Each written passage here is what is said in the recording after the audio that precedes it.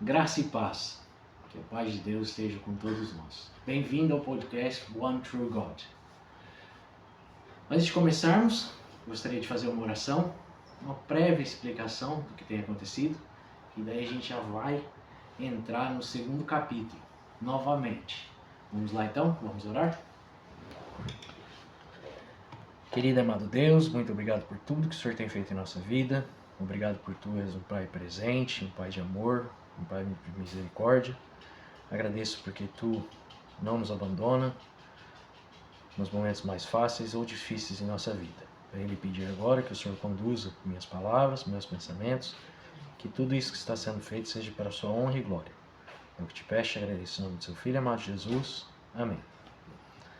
Bom, eu lancei o segundo episódio da história de José e infelizmente eu estou tendo que usar um outro telefone, porque o telefone que eu usei inicialmente ele não comporta, não tem espaço suficiente para estar carregando todo esse vídeo. E usando esse outro celular agora eu tive o problema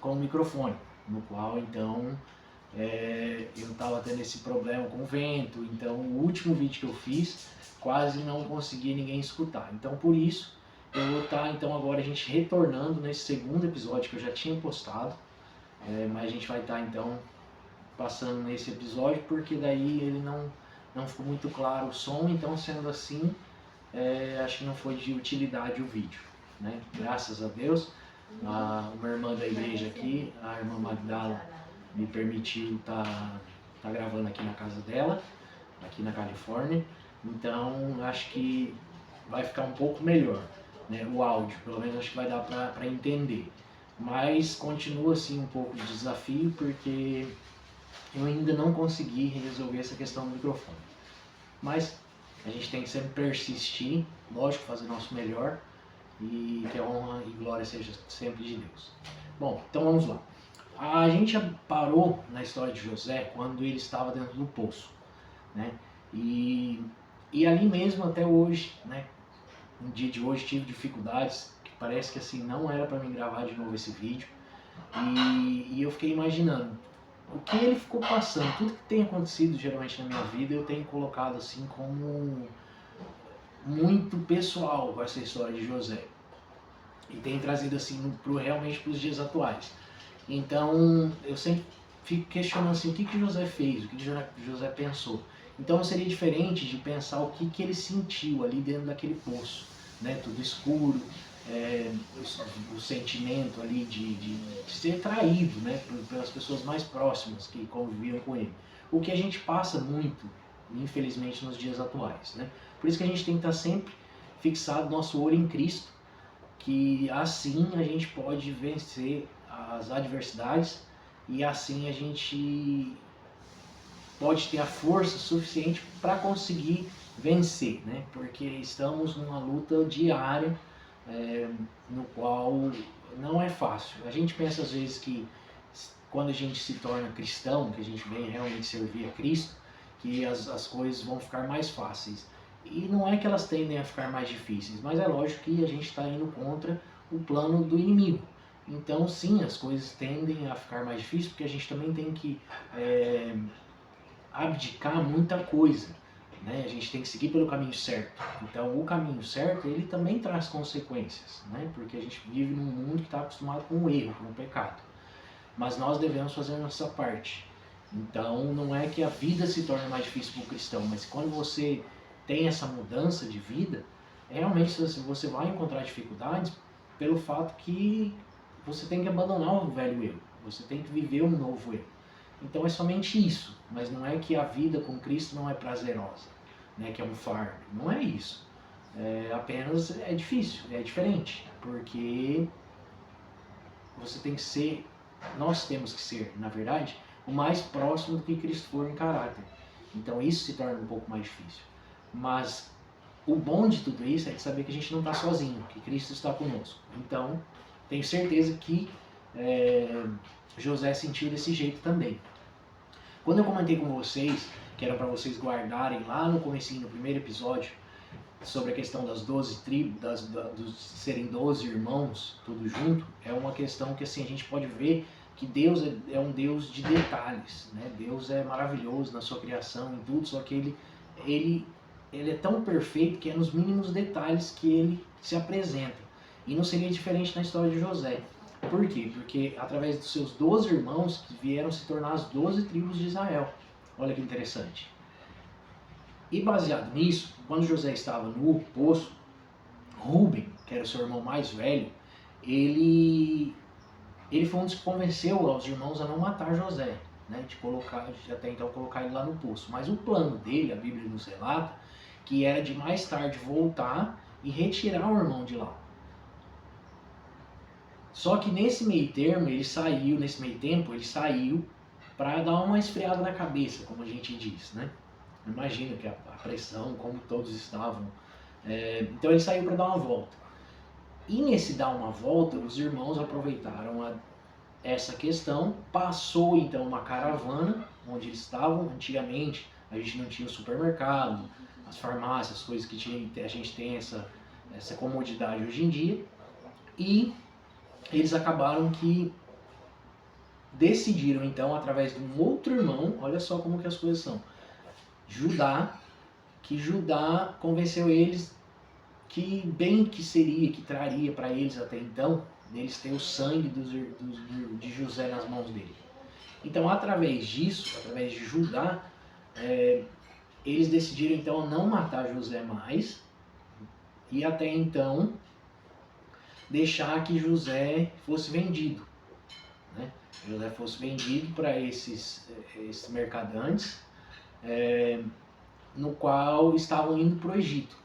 Então você vê todos os detalhes na história de José, como realmente assim, Deus já conhece o final antes mesmo do começo. Porque por mais que nós temos o livre-arbítrio, Deus já sabe, através das nossas escolhas, né, onde a gente vai chegar, o que pode gerar. Então mesmo que às vezes a gente escolha o plano A ou o plano B, um dos dois vai dar um resultado, mas Deus já conhece o resultado dos dois. Então você vê como que é interessante e quão maravilhoso Deus é. Então, nesse meio tempo que Rubem estava fora, Judá veio e convenceu os irmãos a não matar a José. Então eles decidiram vender José.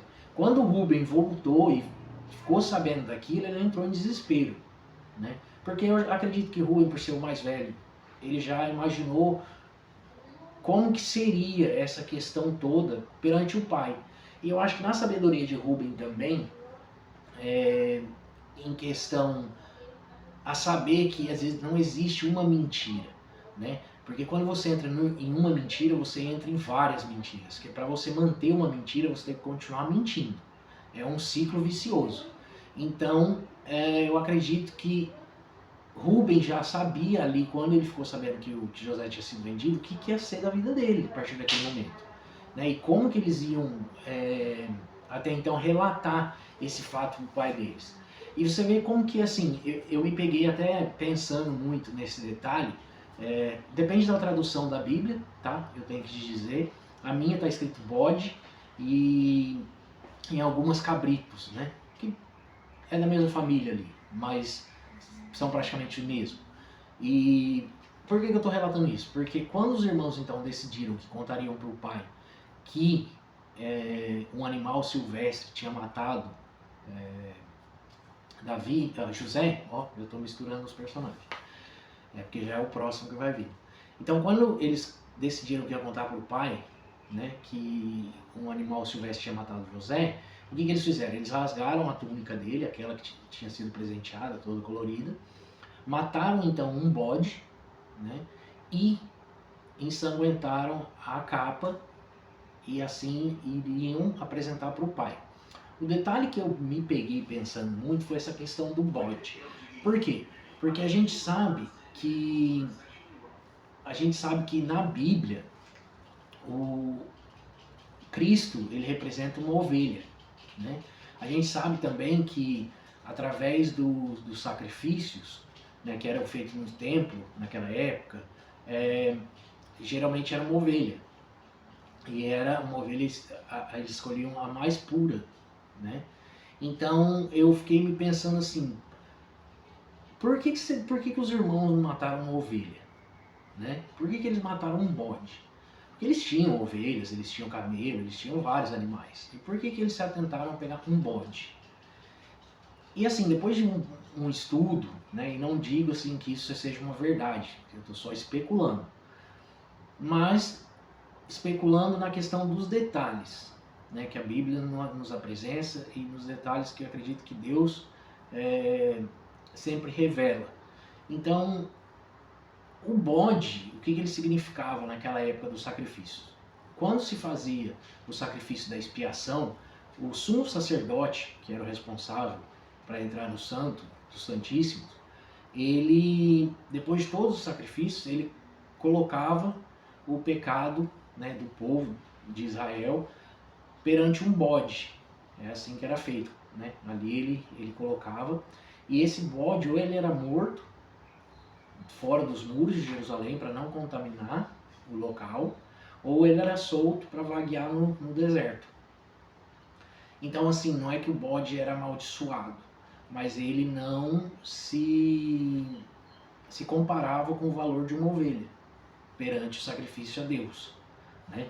Então eu fiquei pensando, será que os irmãos, eles decidiram, né, a escolher um bode, pois assim acharam que seria menos pecado perante Deus o que eles estavam fazendo? E isso me levou a pensar assim, quantas vezes a gente se pega em situações que a gente pensa, bom, a gente vai fazer tal coisa, mas é um pecadinho, entendeu? Eu estou pegando uma moeda, mas eu não estou roubando um banco. Mas Deus não considera assim. Entendeu? Essa é a nossa natureza pecaminosa pensando. Porque para Deus não existe pecadinho ou pecadão. Né? Tudo é pecado. Porém, a gente, na nossa natureza, a gente às vezes tem esse pensamento. Né? De pensar que Deus ele relevaria pelo fato de ser algo menor. Então eu fiquei me pensando, será que os irmãos sabiam, tipo assim, eles sabiam, eles tinham consciência de tudo que eles estavam fazendo, né? Mas será que daí na hora de contar para o pai sobre uma mentira, será que eles sentiram ali, bom, é melhor a gente não piorar essa situação e sacrificar uma ovelha, porque eles sabiam do peso do sacrifício de uma ovelha. E eu também fiquei me pensando se naquele momento se também não teve o dedo de Deus ali, né? Mesmo instruindo também que não fosse feito aquilo, né? Pois sabia-se o preço e o valor do que era o sacrifício de uma ovelha, né? Então é interessante pensar que nós mesmos, quando nós estamos em pecado, quando a gente está em erro, a gente também se pega em momentos que a gente acaba pensando, bom, peraí, eu estou errado, mas se eu fizer de tal jeito, tá tranquilo. E eu acredito que não. Eu acredito que realmente a gente tem que seguir na risca, no preto e no branco, como deve ser, né? Então, esse pequeno detalhe que às vezes passa despercebido, e como na Bíblia eu acho também que muitas coisas a gente não é nem... A Bíblia eu acredito que ela é, quando você lê ela, você tem que pedir primeiro a instrução de Deus, né? Que derrame o seu Espírito Santo, o Espírito Santo de Deus sobre nós, para que nós possamos ter esse entendimento. Porque se você lê ela num dia que você está frustrado, você vai entender de um jeito. Se você lê um dia que você já está esperançoso, você vai entender de outro jeito. E se a gente também não observar as pausas, as vírgulas, e até ir explorar as palavras, a gente também vai ter um outro entendimento, né? Então, por isso que eu acho importante, quando a gente for estudar a palavra, que a gente sempre esteja em comunhão com Deus, para que a gente possa entender realmente como é que tudo deve ser feito, né? Então,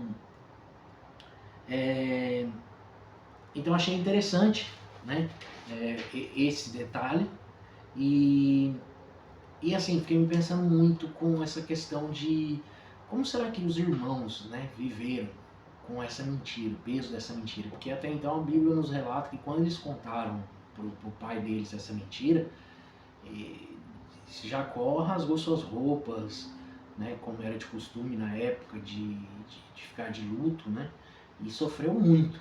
né? Porque era um dos filhos mais amados dele. E eu fico imaginando como que eles conseguiram conviver com essa mentira toda esse ano. A gente sabe que parece que as coisas melhoram, né, depois de um certo tempo, mas aquilo não tem como se apagar de algo daquele tamanho, né? Então eu fico imaginando como deve ter sido aquilo, né? Para eles também é um castigo, né? De saber que eles tinham feito aquilo e tinha causado tanto sofrimento. E a angústia maior ainda de saber o que tinha acontecido com o irmão, né?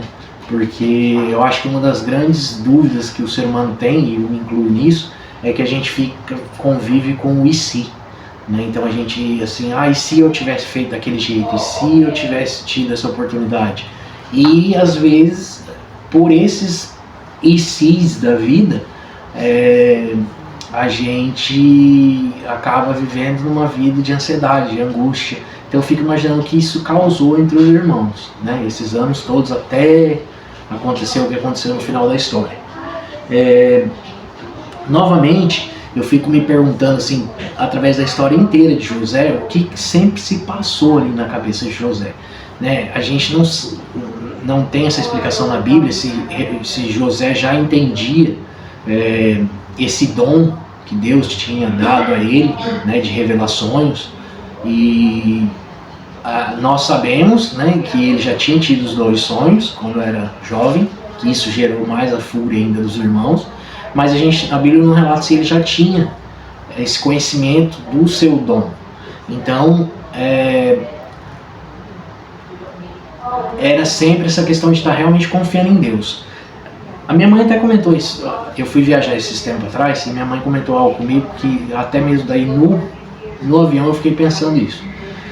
A nossa experiência com Deus, ela tem que ser quando a gente entra no avião, no ônibus, algo que assim a gente não tem o controle da direção. E a gente tem que confiar 100% no piloto, no motorista. Então assim, ali dentro você não tem o que dizer, você não pode opinar, você não pode falar nada, você está 100% nas mãos daquela pessoa. E a nossa fé, ela tem que ser assim também. É que a gente não consegue, mas nós deveríamos dar 100% da nossa vida, 100% da nossa confiança e deixar que Deus realmente guie os nossos passos, né? Que Ele tome o controle da nossa vida. Porque eu acho que só assim a gente saberia e viveria em paz, né? Mas é difícil. Eu mesmo tenho muita dificuldade com isso. Por isso que eu acho que eu não gosto de voar, porque eu sempre comentei que quando eu estou lá em cima eu não tenho o que fazer, ainda está fora do meu controle, não é eu que estou pilotando aquilo, então assim, o que aconteceu, eu estou ali, eu não posso fazer nada, entendeu? Eu sou apenas um passageiro sentado ali no meu lugarzinho e é isso. Então acredito que a nossa vida, a gente tem que, a nossa estrada, a nossa caminhada na fé, a gente tem que seguir assim, né? A gente tem que confiar em Deus e tem que se entregar realmente para Ele, né? Que a gente tem que confiar que Ele é o piloto da nossa vida.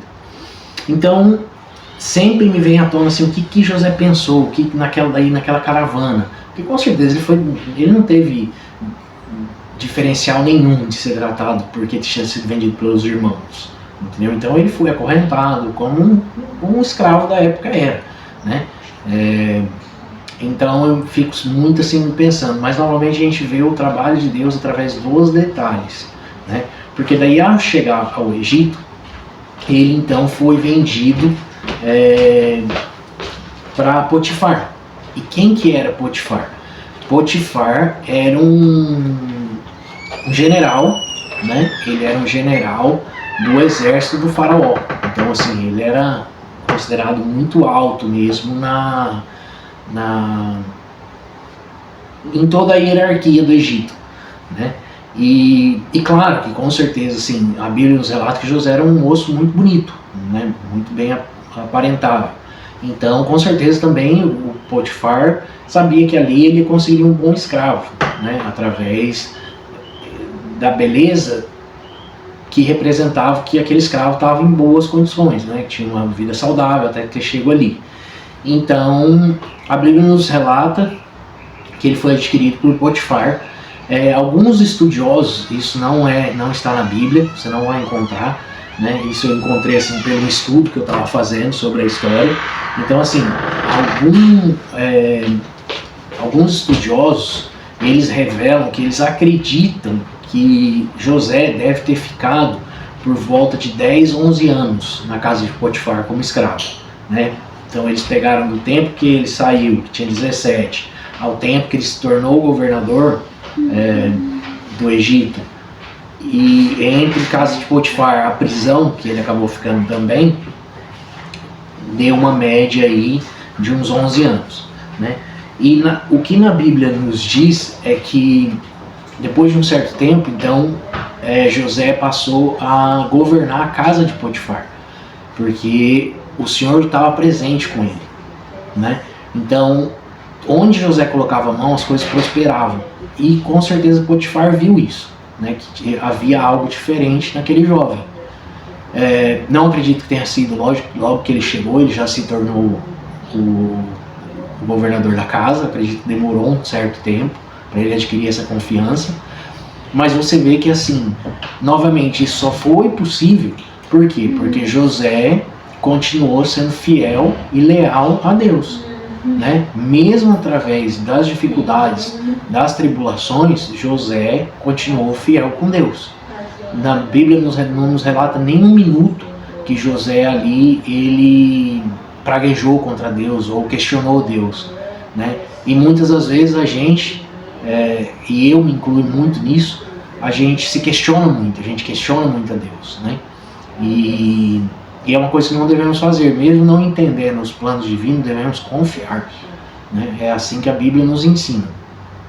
E novamente, tem muitas dificuldades, tem muitas dúvidas, tem muitas coisas, então aqui não estou querendo passar que sou melhor, ou assim, tem todas as respostas, pois não tem, mas é assim que devemos viver, né? E é o crescimento constante. A gente tem que colocar sempre Cristo à frente de tudo, essa comunhão com Deus, e acreditar e confiar que Ele estará nos guiando. Então, achei interessante que essa questão de José se tornar o governador, porque a gente sabe que Deus habilitou e deu o dom para José, até então, de revelar os sonhos. Mas com o intuito, com a aptidão e com a inteligência de José, ele se tornou também o governador, porque ele era capaz disso, né? E com certeza andando com Deus, com Cristo ali, Cristo vivendo com ele, né? Ele sabia fazer as coisas do jeito que deveriam ser feitas. Então por isso que eu falo, e quando eu comecei no começo desse vídeo, que eu falei que às vezes nos parece que quando a gente toma a decisão de andar com Cristo, parece que as coisas dificultam, mas não é que dificulta, é porque a gente já está tão acostumado e a gente andou tanto tempo do jeito errado, que parece que quando a gente está andando aí certo, as coisas são difíceis. Mas não é. É porque às vezes, suponhamos, você teria que dar um jeitinho, entendeu? Ter que mentir para conseguir algo. Quando você realmente está seguindo a Cristo, você não deve fazer isso. Você deve seguir na verdade. E essa verdade, às vezes, ela vai te proporcionar o que você deseja ou não. Mas tenho certeza, isso por experiência própria, que esse é o único caminho. Não existe outro caminho. Não tem como você ser meio cristão. Ah, hoje eu vou contar uma mentirinha, mas vai passar suave, despercebido. Não, não vai. Nada é assim. Entendeu? Não existe nada que Deus não vê. Não existe jeitinho para as coisas de Deus. Então devemos sempre estar realmente no caminho. E temos que confiar nos planos. Um porém só, antes da gente encerrar no capítulo de hoje, quando Potifar, né, passou José a governador de sua casa, ele falou que José tinha acesso a tudo dentro de sua casa. A tudo. Porém, tudo existia uma questão, que era a esposa de Potifar, né? Ela não estava sob o controle de José. Então a mulher de Potifar não entrava nesse quesito. E para você ver como que o inimigo ele trabalha. Às vezes a gente se pega assim em questões. Bom, meu exemplo, eu parei de fumar fazem agora 7 meses. E hoje em dia eu estou muito focado, que não quero fumar, né? Então, como eu sou decidido nas minhas coisas, e até o diabo conhece, ele hoje em dia já não tenta mais com o cigarro. Só que daí ele me apresenta uma nova tentação. Então você vê como que a tática muda. Então assim, hoje em dia, às vezes eu tenho muita vontade de comer muito doce, né? E daí isso acaba me ganhando peso, me desanimando de ir numa academia, de fazer certas coisas. Então é assim que o inimigo trabalha. Ele não vai ficar batendo em cima onde ele sabe que você já superou aquilo com a ajuda de Deus. Ele vai descobrir novos jeitos de te tentar. Esse é o trabalho do inimigo, né? Então, o que acontece? A mulher de Potifar, ela tentou por várias vezes se deitar com José. E ela insistia, e ele sempre, até que aconteceu um dia que eles estavam sozinhos e ela tentou ele.